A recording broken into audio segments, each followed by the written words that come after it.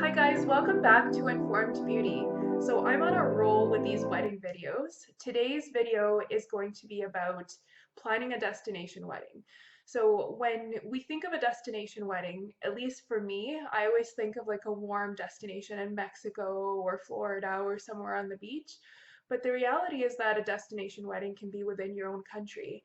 And so for us, that was the case where we live in Alberta, but we traveled to Ontario for our wedding because my husband's family is much bigger and a lot of them live on the East Coast. So we traveled to a different province for our wedding. So effectively, it ended up being a destination wedding for us.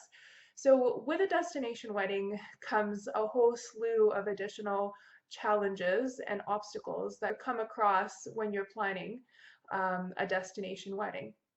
And so I thought that I would share my tips that I've learned along the way now that our wedding is done about what you can do to help the process go a little bit more smoothly. Let's just move right on into the tips. So tip number one would be research, research, research. Give yourself more time to research vendors. And you can go on theknot.com, you can go on weddingwire.ca, you can ask family members that live in the area of venues or photographers or any wedding vendor that you're looking at for suggestions, people that have gotten married in that location. So we used all of those resources to determine what banquet hall to book, what makeup artist to book, and so on and so forth. So that is going to take you more time because you can't necessarily see the people in person. But what I would suggest is not just emailing, but also calling. And then there will be some other tips related to communication as we progress through this video. You're also going to need to spend more time on logistics, researching and planning that, like accommodations for your bridal party, when is everybody flying in, things like that that you normally would not need to worry about if you're getting married in the place that you live in. The other thing that I would recommend is if you do visit the location that you're getting married at occasionally throughout the year, is actually taking that opportunity to meet with the vendors when you do come and visit. So from time to time, my husband and I would go to Ontario to visit his family, and we would also use that time to meet up with our photographer that we booked there, or to meet up with one of our banquet halls at that time, just so that we had a chance to see them in person and also to maybe do some taste testing of food and things like that. And that just gave us more peace of mind and that we knew what we were getting ourselves into. We also had his parents, so my husband's parents, go and take a tour of some banquet halls. Sometimes my husband would actually go visit Ontario on his own without me, and he would always also take a tour of the banquet hall that we chose. So tip number two would be to utilize Skype, utilize WhatsApp, utilize photos, Pinterest, anything that you can use electronically to help enhance communication with the vendors because you don't have the luxury of always coming to see them in person. So for example, when we were booking our decorator, before we officially signed a contract with her, same with our photographer actually, we booked a Skype date, just a meeting over Skype so that we could see each other visually through the screen at the very least. And it was just easier to ask questions, and we even sent each other photos that way over the Skype Messenger, just to figure out if what we were looking for was what they could provide us. Or just even creating a Pinterest board. So our photographer had us create a Pinterest board to show her the types of wedding photos and engagement photos that we enjoyed, or the poses that we were looking forward to, or would be interested in creating. So utilizing all those forms of social media or just electronic capabilities to help you communicate with these vendors when you're not there in person. And tip number three would be to budget extra for accommodation costs, for transportation, so airplane tickets or priority seating. For example, my grandmother has special needs. She has limited mobility, so we needed to pay extra for priority seats on the plane. Accommodations for an Airbnb. I had to pay for an Airbnb for my bridesmaids. Accommodations for hotels that my grandma and I stayed at. So those are all things that you wouldn't need to spend money on if you were living in the same city that you were getting married in. The other thing that I would accommodate a big incorporate in your budget would be sales tax. So the sales tax is different in Ontario than it is in the province of Alberta. So when you book these contracts with your vendors and the vendor lives in a different province than you, they're going to charge you the sales tax from the province that they live in. So that's something to take into account as well. You're also going to have to budget more for eating out. You're probably going to be eating out more than if you were to get married in your own city. Where you can cook more just prior to your wedding. So fourth piece of advice would be to send out save the dates if you're doing those, and to send out invitations earlier, or at the very least give your bridal party and give your guests a bigger heads up before the invitations come out if you're not able to send the invitations out earlier. So for us, we sent out save the dates a whole year ahead. And then for the actual invitations, we sent them out 6 months in advance. Now, maybe that was a little bit of overkill, but I just wanted to make sure that people that had to travel for our wedding were not blindsided or surprised by that, because they were people that were important to us and we wanted to make sure that they had enough heads up to plan around and actually plan a potential trip or save up for a potential trip. Just because you're asking them to set aside time and money to basically attend your wedding. So I know that in general, 2 to 3 months is what I've heard people tend to send out invitations to 2 to 3 months before their wedding. We did 6 months in advance because of the nature of a lot of our guests had to travel, or at least some of our guests had to travel for our wedding. Tip number 5 would be make sure that if you're ordering a lot of things, so for example, welcome sign, guest book, all these things that I was ordering online, I had either shipped directly to Ontario to my husband's parents' house, or what I did is I had it shipped to me. So for example, I ordered bouquets online, just fake flowers. I wanted to see them in person first before I committed to ordering more. And so once I saw them, I just shipped them all off in one box to Ontario once I was happy with the bouquets. And that just decreased the amount of stuff I had to pack with me when we were actually going to our wedding.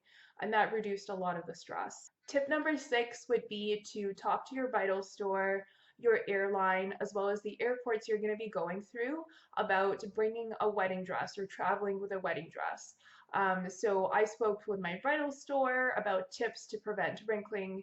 I spoke with them about post-travel care, and then I also contacted my airline and my airport, my local airport, just to figure out the logistics of traveling with a wedding dress through the airport and on the plane. I will be posting, or I may have already posted, a video about flying with a wedding dress, and you can check that out on my YouTube channel.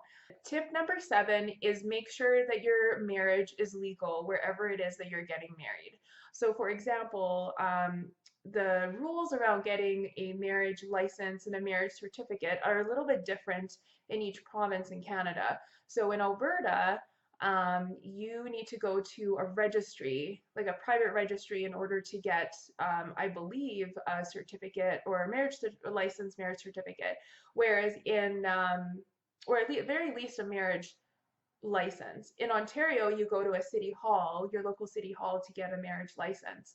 And you also need to make sure that if you are, at the very least, I'll use Canada as an example because I live in Canada. You need to get a marriage license in the province that you're getting married in, not in the province that you necessarily live in. So even though we live in Alberta, we were getting married in Ontario, so we had to go to Ontario to get our marriage license. So just making sure that you do your research, figure out what it is that you need to do to make sure your marriage is going to be legal on the day that you plan on getting married. So we made sure that we hired an officiant that lived in Ontario, that was legally allowed to marry people, and she gave us the necessary information. So we also arrived about a week before our wedding in Ontario so that we had time to go to City Hall to get a marriage license. And the marriage license was basically permission to allow us to get married. Once we received the marriage license, then we were able to bring that to our ceremony for the officiant to sign and arrange everything. So just make sure that the legal aspect is figured out ahead of time and that you have everything lined up for that. And also, if you are getting married outside of the country, I do not know the legalities surrounding that. So just make sure that when you arrive back in the country you live in, that you are actually take the necessary steps to make sure that you are actually recognized as legally married. Tip number 8, ask guests to only bring cash and or cards to your actual wedding day, because you do not want to deal with a bunch of box gifts that guests will bring you and then that you have to take with you to the airport somehow, or you have to ship over to the place that you live at. So on our wedding website, that's something else that I would recommend, is creating a wedding website, directing your guests there so that they can read additional information about your wedding besides what's on your invitation.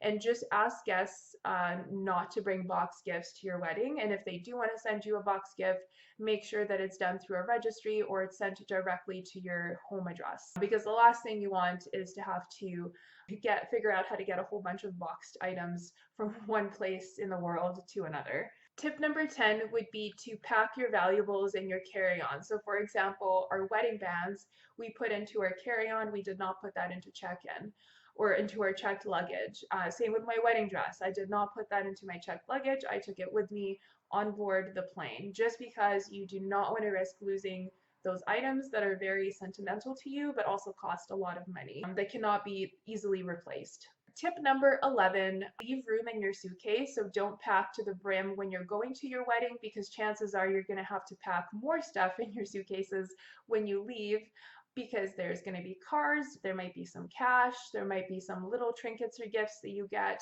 Or for example, for us, I had an extra wedding outfit to take with me that was sitting in Ontario right up until the wedding, but I wanted to bring it back with me to Alberta from our second day of festivities.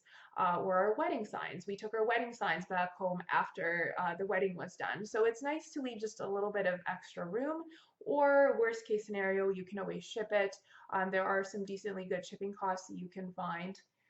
Tip number 12 would be clear communication with your vendors, with your bridal party, and with your family members, especially family that lives in the place that you're getting married in, as well as the bridal party that does not live in the same city as you. So some of our bridal party lives in the same province as us, some of them don't. So we had constant communication going over Facebook, over email, just to make sure that everybody was on the same page and they knew exactly what was happening, because we did not have the luxury of meeting in person with family and friends constantly, or our bridal party constantly before our wedding.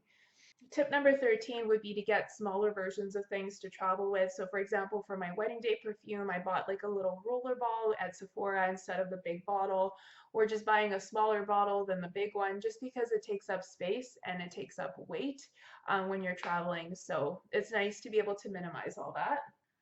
Tip 14 would be research your weather.